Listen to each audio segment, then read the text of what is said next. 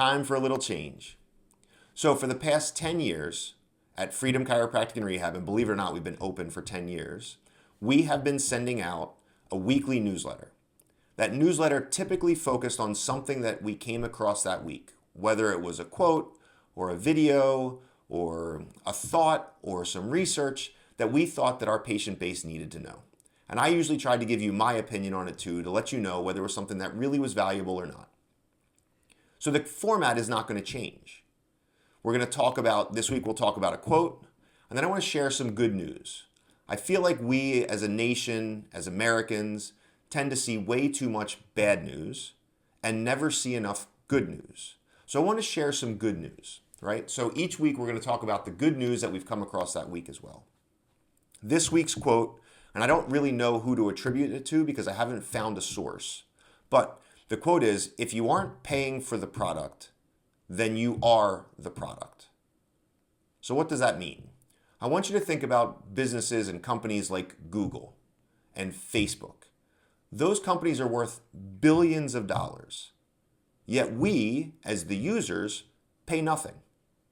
How does that work? How are they worth billions of dollars if we don't pay for the service? Well, we don't pay for it with money, we pay for it with attention. So those companies have really figured out how to master gathering information about us and then selling that information to other people.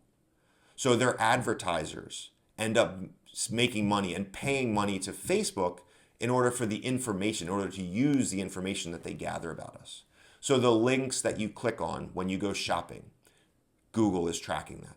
When you watch a silly video on Facebook, Facebook tracks that and then gives you similar videos so that they can sell you products based around those videos. So in that sense, you have become the product. They're selling you. They're selling your information to other people.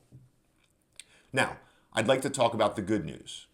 So recently there was a study done at York University in Toronto where they looked at a series of female students in particular, and they gave half of them a social media fast. 7 days, no social media.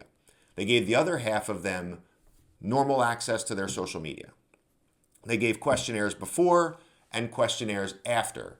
And what they found was that there was a significant impact and a significant reduction, in particular, in self-esteem and body image for those, I'm sorry, I said that wrong.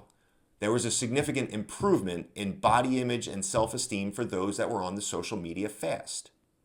Think about that for a second. Those students who stayed away from social media felt better about themselves. Do you think that only applies to college-aged females? I don't think so. I think that applies to all of us. So, as a rule, I'd like us all to try to spend less time on social media. For instance, last week I posted on my Facebook page, it's time for me to take a break. So I'm taking some time off from social media. That's fine. I still use it from time to time, but I'm not scrolling on it on my phone. So having children, I've always said that the most important thing that I can give to my girls is self-confidence.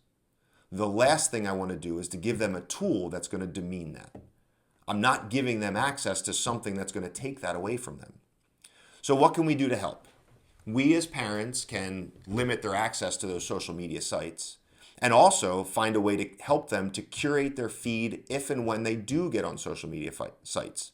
So we want to make sure we're taking away the negative influences and giving them positive influences if possible.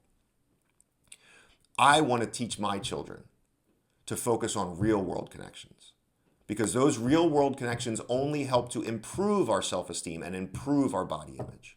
So let's focus on building real-world connections with people that we know and spend less time building connections with people that we don't know. That's my word for the day. So I hope you enjoy this video. Give us some feedback. Feel free to comment on it. Feel free to reply to the email and let us know. If you're interested in learning more about the impacts of social media on the brain, there's a great documentary on Netflix called The Social Dilemma. Highly recommend watching it. They interview lots of executives or former executives from Google and Facebook, and they talk about how they've made it almost addictive to use some of those services. So if you're interested, give that a watch. If you have any other questions, or like I said, if you want to give us some feedback, we'd love to hear it. Thank you very much for watching. I appreciate it, and take care.